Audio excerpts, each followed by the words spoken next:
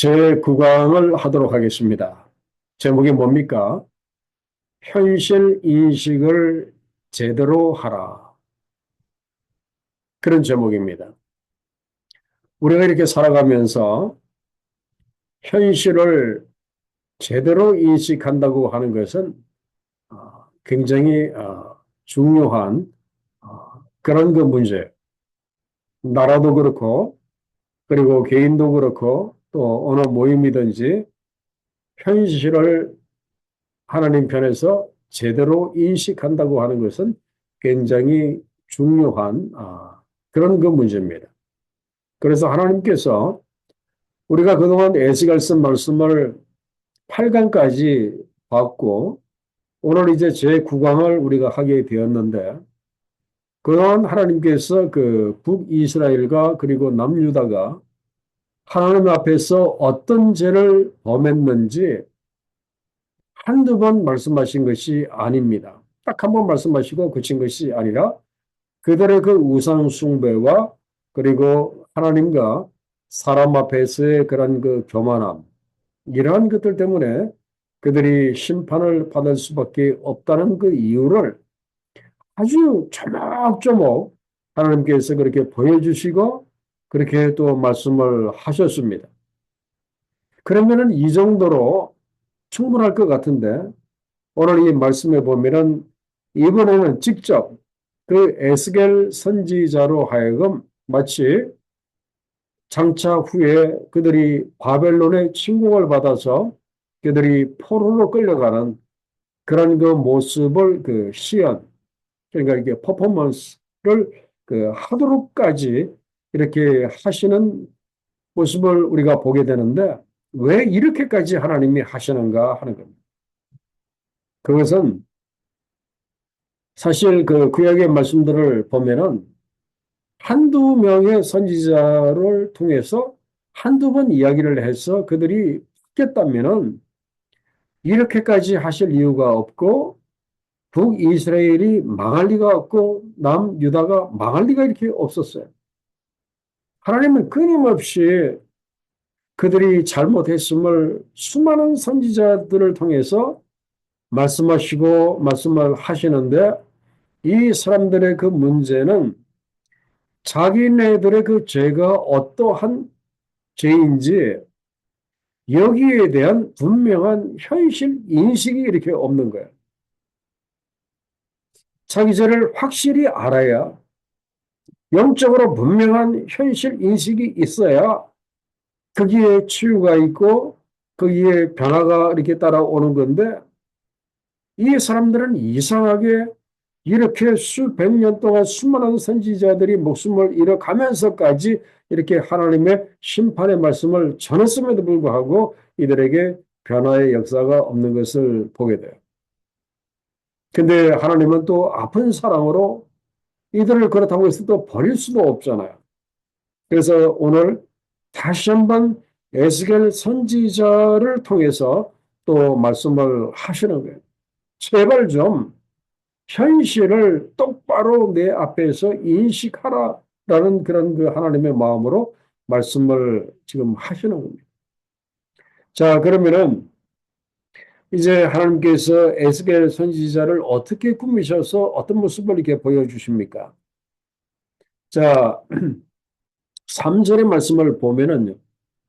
너는 행구를 준비하고 낮에 그들의 목전에서 이사하라 그렇게 말씀을 하십니다. 자, 그림을 보시면은 포로의 행장을 꾸려서 어디론가 그렇게 가고 있는 그런 그 에스겔 선지자의 그런 그 모습을 이렇게 보게 됩니다. 그래서 처소를 이 동네에서 저 동네로 옮기는 것 같이 그 행구를 어깨에다가 메고 이제 이사하는 것처럼 어디를 이렇게 옮겨가는 것처럼 이제 그렇게 하도록 그렇게 하셨어요. 그리고 사전에는 그 낮에는 어떻게 하도록 했는가 하면은 사람들이 볼 수 있도록 그 어깨에 매였던 그 행구를 밖으로 이제 그 꺼내놓습니다.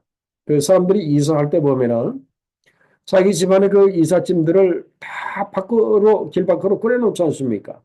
그래서 이사하는 그 행구처럼 밖에다가 낮에는 다 꺼내놓고, 그 다음에 저물 때에는 어떻게 하라고 했습니까? 저물 때는 어두워지면은 그 사람들이 보는 그 눈앞에서 이제 그 포로가 되어 가는 사람처럼, 그래서 밤에는 이제 이 행구를 어깨에다가 이렇게 메고 다시 포로처럼 그렇게 끌려가는 것처럼 이제 그런 그 모습을 그렇게 하도록 이렇게 했습니다.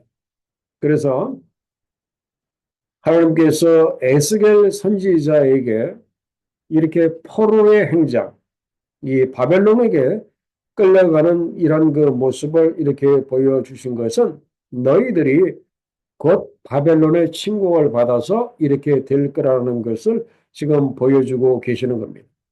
너희들이 BC 586년에 바벨론의 제3차 침략을 받고 이제 너희들이 끌려갈 때 이렇게 끌려갈 거라는 것. 이걸 이제 보여주시면서 하나님께서 원하시는 것은 지금이라도 늦지 않았으니까 제발 돌이켜서 그 멸망을 너희들이 면하라고 그렇게 이 에스겔 선지자의 행위 예언을 통해서 그렇게 말씀을 하고 계십니다.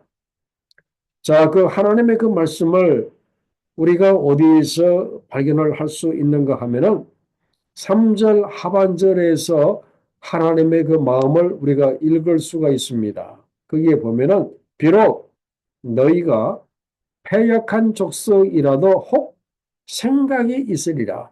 에스겔 선지자가 이렇게 포로의 행장을 꾸려서 이렇게 낮에 밤에 왔다 갔다 하는 이 모습을 보면 혹 생각이 있을 것이다. 혹시라도 회개하는 자들이 있을 것이다. 그걸 기대하는 그 하나님의 모습을 보게 이렇게 됩니다. 그러나 안타깝게 이건 하나님의 마음이었고 이 유다 백성들은 완악해서 결국은 바벨론의 멸망을 당할 수밖에 없었습니다. 자, 그런데 지금 에스겔 선지자가 이런 그 포로의 행장을 꾸려서 이 행위 예언을 보여주고 있는 이 장소가 어디인가 하는 겁니다. 바로 여기는 우리가 그 에스겔서 처음에 서론 에스더 이렇게 말씀을 드렸지만은 지금 이 에스겔 선지자는 바벨론에 지금 포로로 끌려와 있는 그런 그 상황이었어요. 이런 상황에서 그 유다에서 굉장히 멀리 있는 그런 그 상황에서 이런 이 퍼포먼스를 이렇게 보여주는 것이 과연 얼마나 그 효과가 있었겠는가 하는 거예요. 그런데 그 대단한 그 효과가 이렇게 있었습니다. 왜 그런가 하면은 그 에스겔서 8장 1절에 우리가 지난 시간에도 보았지만은 저 멀리 유다에서 유다의 장로들이 에스겔 선지자를 찾아왔었던 그 일을 우리가 이렇게 보았습니다. 그래서 그 유다의 장로들이 그 에스겔 선지자를 찾아와서 에스겔 선지자가 전하는 그 말이 이미 유다의 그 본토 사람들에게 상당히 넓게 전해지고 있었던 것을 이렇게 보게 됩니다. 그래서 비록 장소는 멀리 떨어져 있지만은 그러나 하나님은 이 에스겔의 이런 그 행위 예언을 통해서 그들에게 하나님의 말씀을 전하고 있는 그 모습을 이렇게 보게 돼요. 그래서 지금 그 유다 본토에서는 그 예레미야 선지자가 사역을 하고 있고 그리고 바벨론에서는 그 에스겔 선지자를 통해서 하나님께서 그 유다 백성들의 그 회개, 이 돌이킴을 촉구하고 계시는 그 모습을 보게 이렇게 됩니다. 이것은 하나님의 간절한 그 마음이에요. 아픈 사랑이다 그렇게 말씀을 드릴 수가 있어요. 비록 그들에게 하나님의 그 심판이 어쩔 수 없이 내려져야 함에도 불구하고 하나님은 그들을 불쌍히 여기시는 그런 그 아픈 사랑의 그 마음을 우리가 여기서 읽을 수가 이렇게 있습니다. 그리고 이제 이 행위 예언이 이걸로 끝나는 것이 아니라 또 한 가지 행위를 주문하십니다. 그것이 무엇인가 하면은 그 18절의 말씀에 보면은 인자야 그 에스겔을 부르시면서 너는 떨면서 식물을 먹고 놀라고 근심하면서 물을 마시는 이제 그런 그 모습을 그 하나님이 주문을 이렇게 하십니다. 자, 여기서 이 우리가 음식을 먹을 때는 어떻게 먹습니까? 편안한 그런 그 모습으로 편안한 그 상태에서 우리가 음식을 먹지. 이렇게 떨면서 밥을 먹고 떨면서 이렇게 물을 마시는 경우는 거의 없습니다. 그 옛날에 우리 선배들이 뭐 6.25 그 전쟁 때라든지 피난 그 와중에는 이것이 가능 그 할지는 모르지만 보통 때는 편안하게 그렇게 밥을 먹고 그렇게 물을 마시는데 이런 이 모습은 너희들이 앞으로 바벨론의 침공을 너희들이 받으면 너희가 편안하게 밥을 먹을 수 없다는 것을 이렇게 보여 이렇게 주시는 거예요. 저기서는 바벨론 군사들이 창을 들고 칼을 들고 죽이려고 달려오는데 어떻게 편안하게 밥을 먹을 수가 있겠습니까? 막 도망가면서 막 벌벌 떨면서 밥을 먹고 벌벌 떨면서 너희들이 물을 마실 수밖에 없는 상황이 올 거라는 거예요. 그죠? 이거 역시 하나님께서 계속해서 이 두 번째 행위 예언을 통해서 그들이 회개하고 돌이키기를 원하시는 그런 그 하나님의 마음을 여기서 읽을 수가 이렇게 있습니다. 그런데 그 안타까운 그 사실이 22절에서 우리가 발견을 할 수가 있어요. 하나님은 이렇게 안타깝게 그동안 에스겔 선지자를 통해서 너희가 뭘 잘못을 했는지 조금씩 다 보여주시고 그래도 안 되니까 그 에스겔 선지자의 행위 예언을 통해서까지 이렇게 두 번의 퍼포먼스를 통해서까지 이렇게 보여주셨음에도 불구하고 유다 백성들의 반응이 무엇입니까? 전혀 회개가 없어요. 심지어 뭐라고까지 하나님을 무시하는가 하면은 자, 22절의 그 말씀에 보면은 지금 이스라엘 땅에서 사람들이 이런 말을 한다는 겁니다. 자, 무슨 말을 이스라엘 그 사람들이 유다 땅에서 하고 있는가 하면은 날이 더디고 모든 묵시가 사라지리라. 사람들이 날이 더디고 모든 묵시가 사라지리라 이런 말들을 하고 있다 이제 그런 말이에요. 이 말이 제가 그 영어 성경으로 드린 것을 그 빨간 줄로 된 것을 직역을 하면은 이렇습니다. 날이 가도 아무런 예언도 성취가 된 것이 없다. 날이 가도 아무런 예언도 성취가 되지 않을 것이다. 걱정하지 마라. 지금 저 에스겔이라고 하는 선지자가 지금 헛소리를 지금 하고 있다. 그런 말이에요. 그죠? 그래서 유다 백성들의 반응이 제가 그 첫째, 둘째, 셋째로 드린 것을 보시면은 자, 지금까지 아무 예언도 성취가 된 일이 없었는데 또 우리들에게 무슨 일이 있겠는가? 그러니까 유다 사람들이 이런 말을 하고 있었었다 하는 거예요. 그 바로 얼마 전에 이사야 선지자를 통해서 그리고 또 예레미야 선지자를 통해서 또 에스겔을 또 이렇게 통해서 수많은 선지자들의 그런 그 말씀, 그 심판에 관한 하나님의 말씀을 들었는데 아직까지 자기네들이 망하지 아니하였기 때문에 지금 에스겔이 이런 말을 해도 지금 아무런 문제가 없을 겁니다. 아니 뭐 심판은 무슨 심판? 언제적 이야기인데 에스겔 당신 도대체 무슨 말을 하는 거예요? 지금 이렇게 사람들이 지금 그렇게 한다는 거예요. 하나님이 이런 그 상황을 다 이렇게 지켜보고 계십니다. 저들이 날이 더디고 모든 묵시가 사라지리라. 지금 나라는 풍전등화의 위기 상황 가운데 있는데 많은 사람들이 걱정하지 마라. 우리나라 안 망한다. 이런 말들을 이렇게 하고 이렇게 있다는 거예요. 이 사람들은 전혀 현실 인식이 제대로 되어져 있지 않은 이제 그 사람들이었어요. 그리고 이제 두 번째는 그들이 왜 하나님의 말씀에 이렇게 전혀 반응을 하지 않았던 그 두 번째 이유는 거짓 선지자들의 가짜 외침이 너무 많았기 때문에 그랬어요. 그 사람들의 그 가짜 외침이 바로 대표적으로 평화입니다. 걱정할 것 없다. 우리 예루살렘은 절대로 망하지 않는다. 그죠?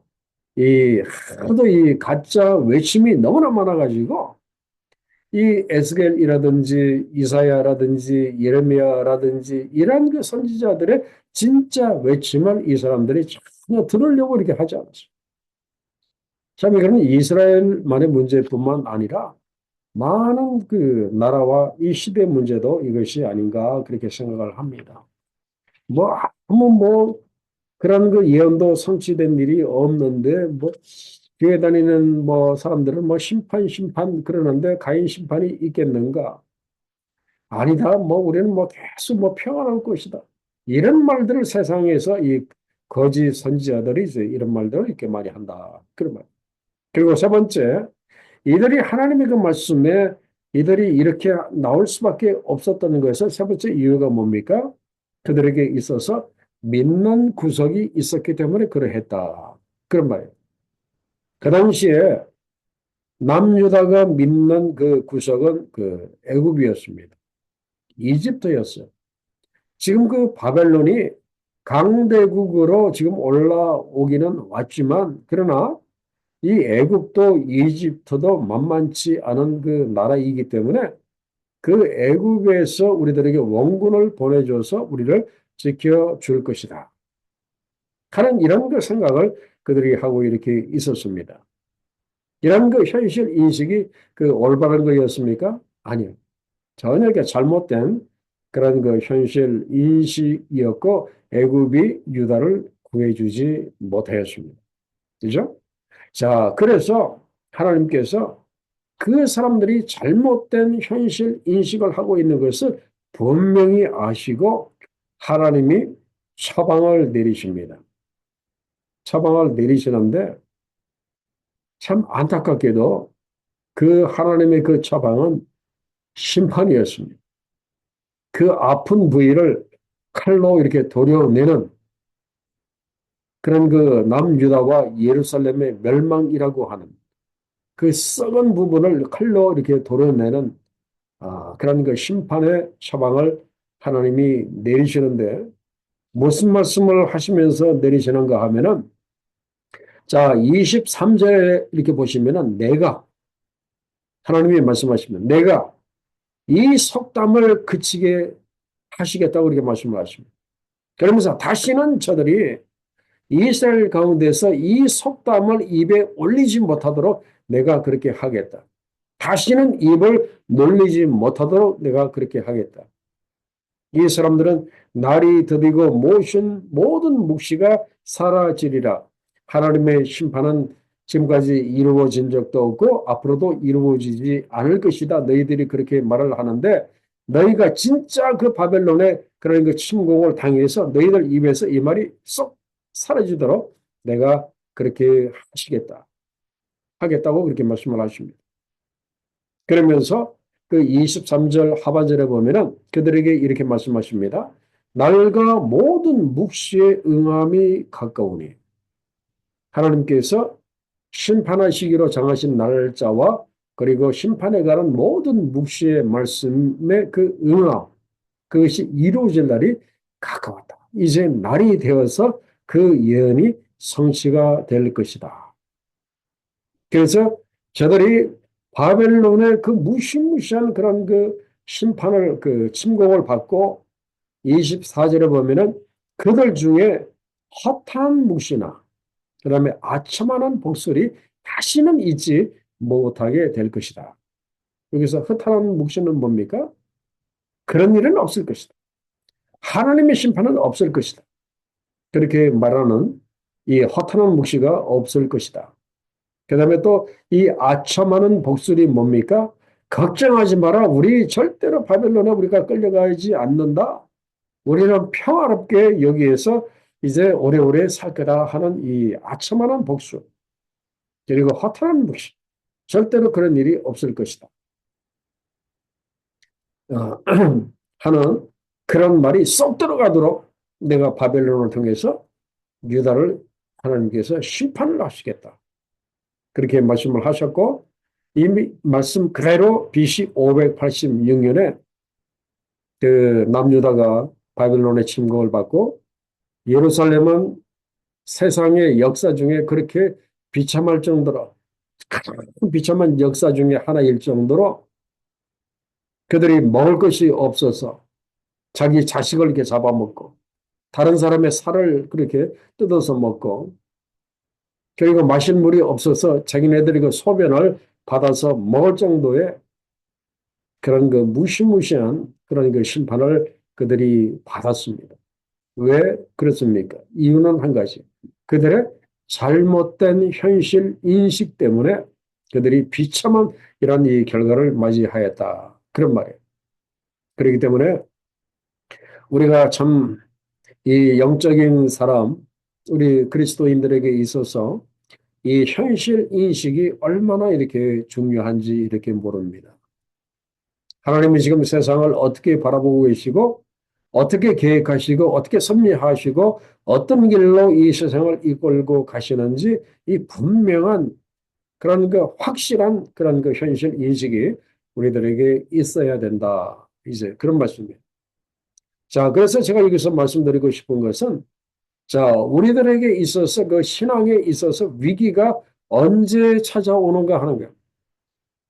여러분들은 그 신앙의 위기가 언제 이렇게 찾아온다라고 이렇게 생각을 합니까? 신앙의 그 위기는 이 이스라엘의 역사를 보면은 우리가 알 수가 있어요. 신앙의 위기는 꼭 이럴 때 이렇게 찾아왔어요. 언제인가 하면은 그들이 하나님의 말씀을 고의적으로 무시할 때, 꼭 위기가 이렇게. 아니, 하나님의 말씀을 고의적으로 무시하는데 뭐가 이렇게 잘 되겠어요? 하나님의 말씀을 아주 그 고의적으로 저들이 무시할 때. 그리고 또 하나님의 말씀과 또 전혀 다르게 완전히 180도 다르게 그렇게 행할 때 그들에게 위기가 이렇게 찾아왔어요. 분명히 하나님은 말씀하셨거든요. 우상 숭배하지 말라 했는데 그 사람들은 그냥 우상 숭배해 버렸어요. 그리고 애굽을 믿지 말라라고 했는데 저들이 또 애굽을 이렇게 믿고 그렇게 의지했어요. 그래서 이걸 보면은 하나님의 말씀을 무시하고 하나님의 말씀과 다르게 행할 때 꼭 위기가 찾아온다 하는 거예요. 그래서 현실 인식을 우리가 제대로 함으로 인해서 이러한 그 위기가 찾아오지 않도록 우리가 분명히 해야 됩니다. 자, 그러면은 지금 우리의 현실은 어떤가? 우리가 올바르게 인식해야 할 지금 우리의 현실은 어떤가? 제가 몇 가지를 말씀드리고 싶어요. 첫째는 예수 그리스도의 재림이 너무나 눈앞에 와 있다 하는 거예요. 임박해 있다 하는 거예요.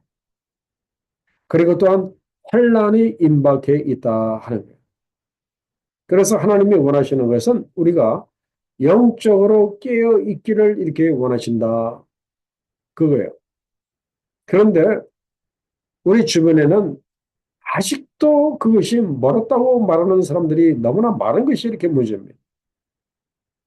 그래서 우리는 오늘 우리가 분명히 결단을 해야 돼. 이런 그 혼탁한 이런 그 세상 가운데서 뭐 영적인 뭐 이 분야도 마찬가지고 이런 가운데서 우리가 하나님의 그 말씀을 분명히 알고 하나님의 말씀을 붙잡고 우리가 하나님의 말씀대로 우리가 행동하겠다고 하는 이런 이 결단이 오늘 우리들에게 참 필요하다 하는 거예요. 그래서 이 잘못된 현실 인식을 우리가 그 막으려면은 우리가 의지해야 할 것은 오직 하나님의 말씀밖에 없다 하는 거예요. 그걸 우리가 어디에서 볼 수 있는가 하면은 파트 2에서 우리가 볼 수가 있습니다. 에스겔 13장 말씀에서 볼 수가 있어요. 자, 그 13장 2절과 3절에 보면은 유다에 어떤 사람들이 많았습니까? 이걸 보면은 이 시대, 지금 우리가 살고 있는 2025년도하고 똑같아요.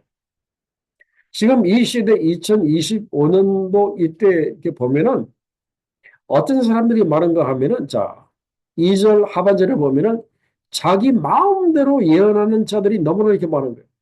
자기 마음대로.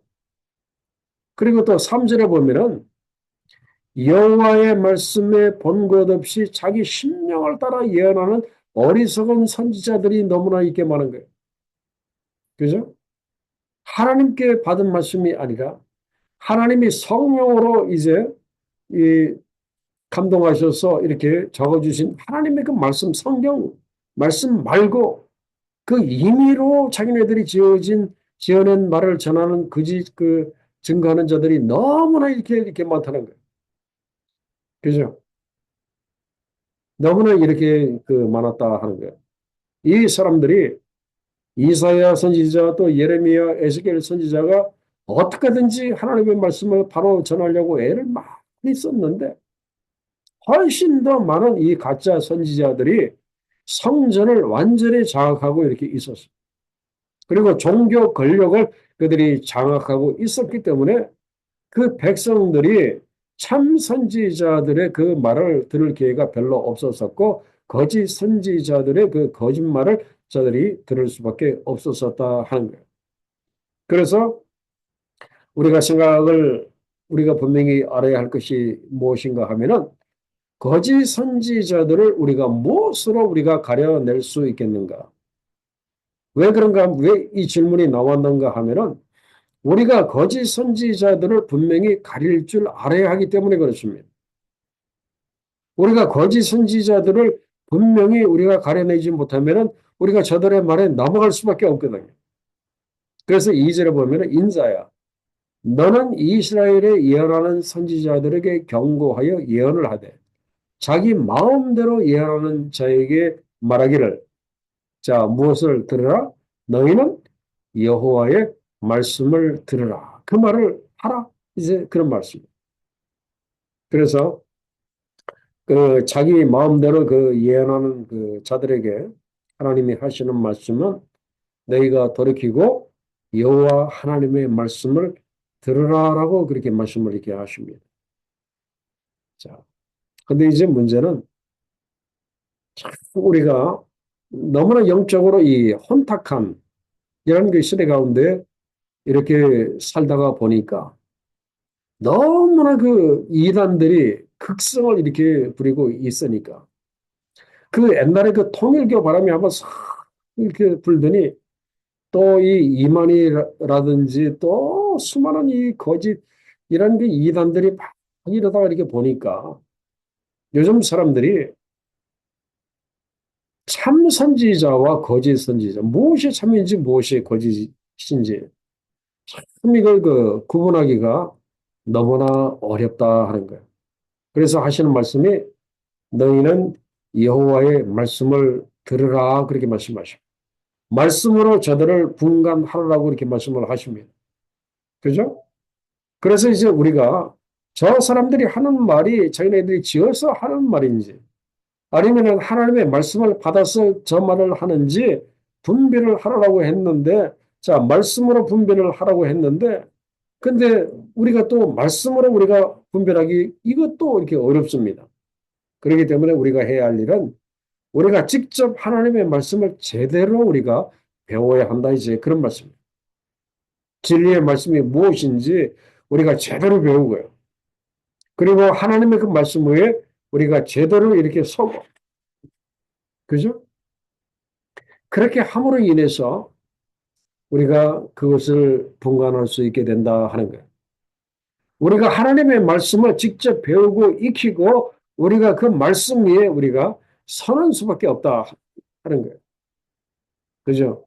뭐 다른 사람의 어떤 뭐 조언이라든지 또 도움은 약간 받을 수 있겠지만 우리가 직접 일대일로 하나님의 그 말씀을 직접 배우고 익히고 우리가 말씀 위에 굳게 서야 저들이 하는 말이 진짜인지 거짓인지 우리가 그것을 구분할 수 있게 된다 하는 거예요. 그래서 기독교 신앙은 한마디로 말씀드리면은 하나님과 나와의 일대일의 관계로 귀결이 되어야 합니다. 귀결이 되어야 합니다. 하나님과 나와의 일대일의 관계라고 하는 거예요. 사실 목사가 구원을 시켜주는 거 아니죠. 그리고 부부끼리도 마찬가지. 남편이 아내를 구원시켜주는 것도 아니고 아내가 남편을 구원시켜주는 것도 아니. 그죠? 뭐 먼저 믿은 자가 다음에 믿는 자를 뭐 구원해 줄 수도 없고 부모가 자식을 구원해 줄 수도 없잖아. 그 자리에는 데려다 놓을 수는 있지만, 그러나 하나님의 말씀을 읽고, 그리고 말씀을 듣고, 묵상하고, 붙들고, 그리고 구원받는 것은 전적으로 그 사람의 그 몫이다 하는 거예요. 그죠? 저도 이렇게 목사하고 목회자 중에 한 사람이지만, 그러나 목사 한 사람 믿고 내 인생, 내 영혼 다 맡겼다가 망하면 어떡합니까? 그렇게 망한 사람들이 너무나 많거든요. 우리 한국에 이단들이 너무나 많아가지고. 뭐 통일교, 뭐 신천지, 이만희, 뭐 수많은 이단들이 한국에 너무나 많죠. 그리고 전 세계적으로 이단들이 얼마나 이렇게 많은지 이렇게 몰라요. 그렇기 때문에 오늘 우리가 하나님과 나와의 일대일의 관계로 우리의 신앙이 귀결이 되어야 한다.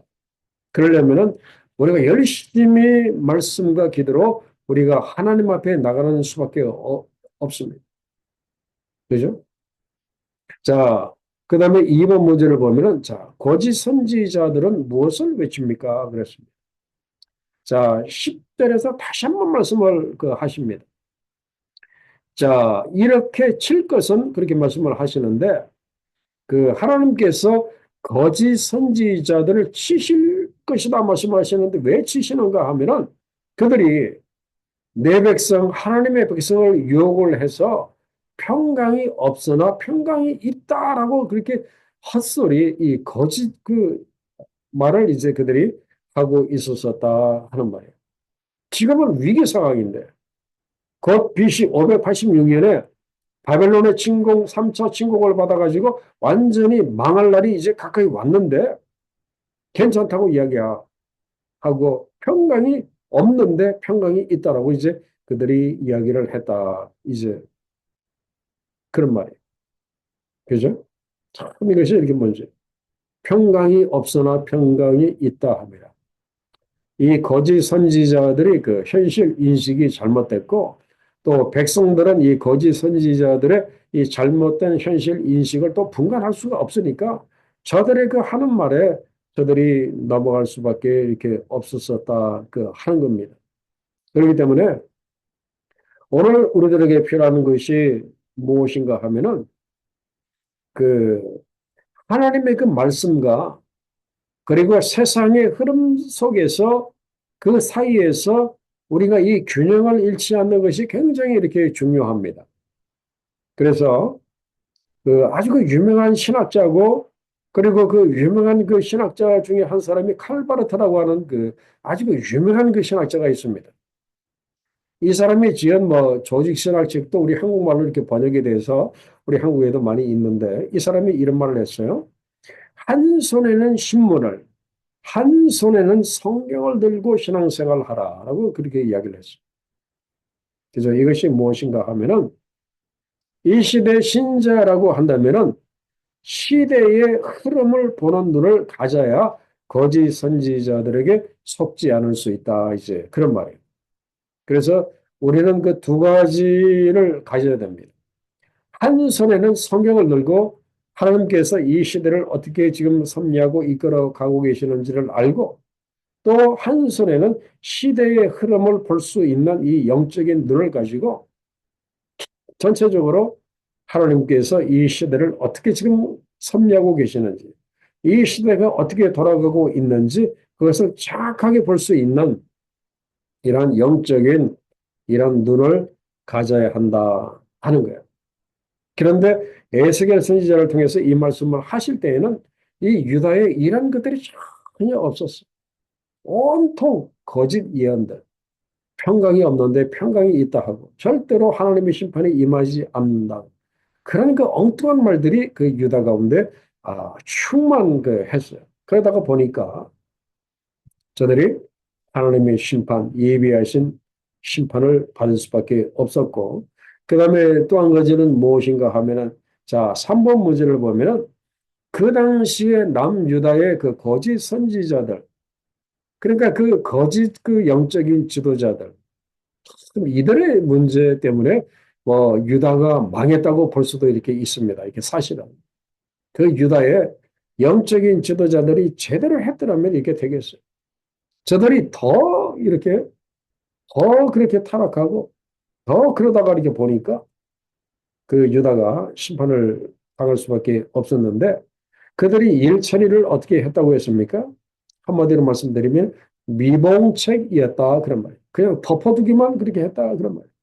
자, 그 10절에 보면은 평강이 없는데 평강이 있다 그렇게 했고 그 다음에 10절 하반절에 보면은 어떤 사람이 담을 쌓을 때 그들이 회치를 하는도다. 그러면서 11절에 보면은 너는 회치라는 자에게 이르기를 그것이 무너지리라 말하라 그런 말이에요. 폭우가 내리며 큰 우박덩이가 떨어지며 폭풍이 몰아칠 것이다. 라고 그 이야기를 합니다. 자, 이 이야기는 이제 무슨 이야기인가 하면은 우리가 충분히 납득이 될 만한 그런 그 이야기입니다. 무엇인가 하면은 자, 이제 그 여름에 그 장마가 이렇게 오기 전에 이제 그 담을 보니까 이 담이 무너질 것 같은 이제 그런 그게 상황이었어요. 그러면은 어떻게 해야 됩니까? 무너지려고 하는 그 담을 다시 헐어버리고 다시 밑에서부터 다시 이렇게 쌓아야 됩니다. 그죠? 그렇게 해야 되죠. 그래야 그 다음에 그 폭우가 내려도 이 담이 무너지지 않는데 그 당시에 이 거짓 선지자, 그 당시에 이 잘못된 영적인 지도자들은 어떻게 했다고 했습니까? 지금 이제 저들이 나라가 완전히 폭삭 망할 그런 그 상황이었는데 분명한 그 해결책을 가지고 나라를 살리려고 하지 아니하고 어떻게 했다고요? 담이 무너지고 있으면 다시 쌓아야 하는데 담이 무너질 것 같지 않은 것처럼 바깥에다가 살짝 페인트 칠만 이렇게 싹 했다는 거예요. 하얀 페인트 이렇게 사다가 깨끗이 이렇게 페인트 칠만 해서 안 무너질 것처럼 이렇게 그렇게 보여주었다. 이제 그런 말. 심각한 문제가 있는데 그 문제를 파헤치면은 이들이 감당이 안 되는 거예요. 사실 솔직한 그런 그 문제는 바로 여기 있었어요. 이들이 지도자들이 왜 미봉책으로 그렇게 나갈 수밖에 없었는가 하면은 지금 자기네들도 알아요. 나라의 문제가 어떤 문제인지 뻔히 내다보고 알고 있는데 그 문제를 파헤치면은 감당이 안 되는 거예요. 이거를 어떻게 해결을 해야 할지 도대체 자기네들도 이게 모르는 거예요. 그러니까 아예 골치 아프게 괜히 들쳐내가지고 힘들게 하지 말고 일단 덮어두자. 일단 껍데기만 회수를 해서 그 순간적인 그 위기만 이렇게 모면하고자 했던 이런 그 당시에 그런 그 지도자들의 그 모습을 이렇게 보게 돼요. 이건 뭐 그들의 문제뿐만 아니라 우리도 마찬가지예요. 지금 나에게도 이런 문제가 있는데 지금 우리 가정에도 이런 문제가 있고 우리 교회도 이런 문제가 있고 우리 애들한테도 이런 문제가 있는데 그냥 적당하게 넘어가려고 할 때가 있잖아요. 이러다가 보면은 문제를 키울 수밖에 없다. 이제 그런 말이에요. 그래서 우리가 항상 주변에 어떤 사람들을 조심을 해야 하는가 하면은 무조건 괜찮다고 말을 하는 사람들을 이렇게 조심을 우리가 해요. 무조건 괜찮다고 말하는 죄종들도 우리가 조심을 이렇게 해요. 그 해칠만 한다고 해서 이렇게 됩니까? 아니죠. 그게 금해가고 무너질 것 같으면 다시 쌓아야 되는데 그래서 우리가 영적으로도 마찬가지예요. 개인적으로 상처를 도려내지 않고 덮어두기만 한다면 썩어서 언젠가는 다리를 절단해야 될 수도 있고 잘못하면 생명까지도 우리가 위험을 받을 수밖에 없다. 그런 말이에요. 그래서 문제가 생기면 도려내고 정리하고 새롭게 출발하는 것이 너무나 이렇게 중요해요. 지금 하나님이 유다 백성의 지도자들에게 원하시는 것이 바로 이거예요. 이런 말씀으로 그 하시는 거예요. 근데 저들은 이런 깨달음이 없습니다. 자, 그 다음에 파트 3를 봅니다. 마음이 나뉘지 않게 하라. 자, 유다 본토에서 누가 에스겔을 찾아왔는가 하면은 8장 1절에서도 보면은 유다의 장로들이 이렇게 찾아왔었잖아요. 그, 그 하나님의 말씀을 이제 바벨론에서 하나님의 말씀을 이렇게 전한다는 걸 알고 자, 다시 또 14장 1절에 보면은 이스라엘의 장로 두어 사람이 이제 그 에스겔 선지자를 이렇게 찾아왔어요. 그랬는데 하나님께서 에스겔 선지자에게 말씀을 하십니다. 왜냐하면은 하나님은 저 장로 두 사람이 어떤 사람인지 그걸 깨트려 보고 계시기 때문에 말씀을 하십니다. 자, 3절에 보면은 이 사람들이 자기 우상을 마음에 들이며 이 사람들의 마음속에 우상이 있다 그런 말이에요. 자기 우상을 마음에 들이며 죄악의 걸림돌을 자기 앞에 두었으니 이 죄 문제를 항상 가지고 있는 사람들이다 이제 그런 말이에요. 그들이 내게 묻기를 내가 조금인들 용납하랴? 마음속에 우상을 가지고 있고 늘 죄에 걸려 넘어지는 저들이 아무리 나한테 와서 뭐 유다의 뭐 앞날이 어떻게 될까 아무리 나한테 물어봐라. 내가 조금인들 말 해주겠는가? 그런 말이에요. 용납하랴. 그죠? 이런 자들을 내가 어찌 용납할 수 있겠느냐? 하나님의 그런 말씀에. 겉으로는 정말 거룩한 장로님들이었는데 그들은 에스겔을 찾아와서 이제 그 나라의 그런 그 유다의 그 장래 문제를 이제 해결하기 좀 물어보기 위해서 상의하기 위해서 왔는데 그들의 심령은 헛된 사상으로 가득 차 있고 그리고 하나님의 말씀을 들어도 말씀대로 행하지 않는 마음속에 오히려 우상과 죄로 가득한 이렇게 사람들이었다 이제 그런 말이에요. 그래서 하나님께서 아주 분명히 이렇게 보시고 그렇게 말씀을 그 하셨는데 거기에 보면은 자기 우상을 마음에 들이며 그랬어요. 자, 이 대목을 한번 좀 깊이 보도록 하겠습니다. 자, 그 유다를 대표해서 두어 장로가 이렇게 찾아올 정도라면은 이 사람들은 그래도 유다에서 굉장히 그 신망이 있는 그런 그 장로님들인 것 같은데 이들의 그 마음속에 우상을 들였다고 하는 것이 도대체 그 무엇인가? 여기서 이 마음의 우상을 들였다고 하는 것은 바로 이거예요. 저들의 그 마음이 나뉘어져 있다는 이제 그런 말씀이에요. 나뉘어져 있다 이제 그런 말씀. 이 분열된 그 마음을 우상 숭배라고 하나님이 이렇게 보신 거예요. 자, 저들의 그 마음이 분열이 되었다. 어떻게 분열이 되었다?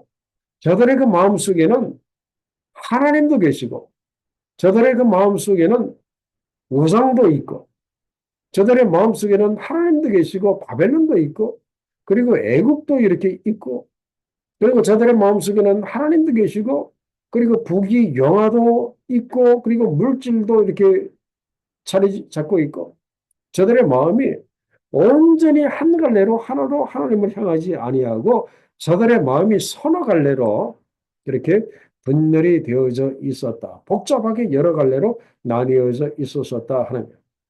바로 이것이 하나님께서 말씀하시는 우상 숭배입니다. 그래서 이 마음이 나뉘어져 있는 것, 그거 자체가 우상 숭배예요. 뭐 돌로 깎아놓고, 뭐 쇠로 만들어 놓고, 거기에 절하는 것보다도 이렇게 분열이 되어져 있는 이 마음. 마음이 하나님께로 하나로 향하지 못하고 그 마음이 여러 갈래로 나뉘어져 있는 이 마음이 바로 우상 숭배다. 그래. 그래서 하나님은 그런 마음의 주인이 되어 주시지 않습니다. 하나님께서 원하시는 것은 하나님을 향한 그 한 가지 그 마음을, 하나의 그 마음을 이렇게 원하신다. 그런 말. 그래서 요즘 이렇게 보면은 전 세계적으로 이렇게 보면은 어떤 그 가치관이라고 할까, 이런 것들이 한 가지로 이렇게 통일이 되어져 있지 그 않지 않습니까? 여러 갈래로 이렇게 나눠져 있어가지고 참 이렇게 혼란스러워요. 이럴 때 우리가 오직 하나의 그 마음으로 그 하나님 앞에 우리가 서려면은 우리들에게 있어서 이 올바른 그 현실 인식이 참 그 필요합니다. 올바른 현실 인식이 필요한데 우리가 올바른 현실 인식을 우리가 하려면은 이 세 가지가 필요해요. 그 결론에 나와 있죠. 첫째는 내가 하나님 외에 믿는 구석이 없어야 돼. 참 하나님 외에 믿는 구석이 있으면은 우리가 이 제대로 된 이 올바른 현실 인식하기가 참 이렇게 어려워요. 완전히 하나님 외에는 믿는 구석이 없어요. 하나님 외에 믿는 구석이 있으면 우리가 내려놓아야 돼.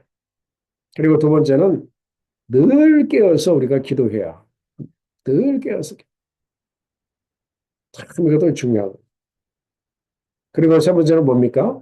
내 마음이 여리저리 갈라지지 않도록 항상 성령의 임재하심을 우리가 구해야 합니다. 성령께서 내 마음에 들어오셔서 내 마음을 붙잡아 주시도록 우리가 그렇게 해야 한다 하는 거예요. 그래서 그 결론의 밑에서 두 번째 줄에 보면은 하나님께서 우리들에게 오직 한 가지 바라는 것이 있습니다. 그것이 뭡니까? 우리 마음 전체를 받기를 이렇게 원하신다.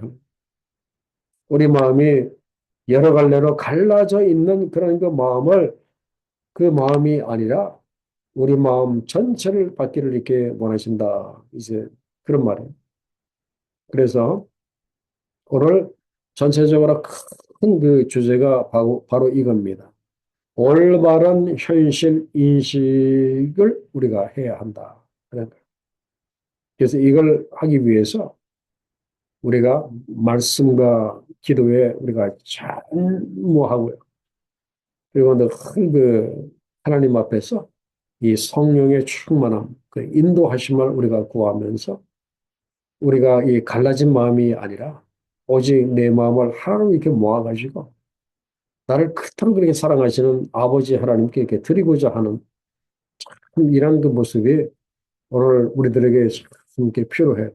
그래서 우리 개인을 위해서 그렇게 기도하고 또 우리 교회가 그런 교회가 될 수 있도록 기도하고 또 우리 조국 대한민국이 또한 또 그런 그 나라가 될 수 있도록 우리가 간절히 하나님 앞에 기도했으면 좋겠습니다. 자, 기도하겠습니다. 아버지 하나님 은혜와 사랑을 감사를 드립니다. 하나님 오늘 에스겔 선지자의 그런 그 참 귀한 행위 예언을 이렇게 통해서 그 유다 백성들의 그런 그 잘못된 모습을 이렇게 보여주시고 저들 중에 한 사람이라도 이렇게 회개하고 돌아올 수 있도록 하나님 이렇게 보여주시는 우리 하나님의 그 아픈 사랑을 깨닫게 하셔서 너무나 감사합니다. 이 시대 저희 또한 이 시대 사람들을 불쌍히 여기시고 오늘도 그 아픈 사랑으로 저들을 위하시는 우리 하나님의 사랑을 깨닫습니다. 저들이 회개하고 우리 하나님께 돌아올 수 있도록 우리가 저들을 위해서 또 수고하고 기도하고 섬길 수 있는 우리가 될 수 있도록 하나님 도와주시고 또 무엇보다도 하나님께서 이 시대에 우리들에게 가장 원하시는 것은 우리가 하나님 편에서 올바른 그 현실 인식을 우리가 하기를 원하시는 것을 깨닫습니다. 아버지 하나님, 우리가 말씀과 우리가 기도와 그리고 우리가 성령의 도우심으로 이 시대에 하나님께서 무엇을 원하시고 또 어떤 모습으로 이 시대를 이끌고 가시고 무엇을 계획하시고 무엇이 하나님의 섭리인지 우리가 분명하게 깨닫는 우리가 될 수 있도록 하나님 도와주셔서 우리가 거짓 선지자들의 말에 우리가 흔들리지 않게 하시고 우리가 분명히 하나님 앞에 서서 마지막 때 하나님 앞에 귀하게 쓰임받는 우리 모두가 될 수 있도록 그런 교회가 될 수 있도록 하나님 축복하여 주시옵소서. 감사하오며 예수님의 계신 이름으로 기도하옵나이다. 아멘.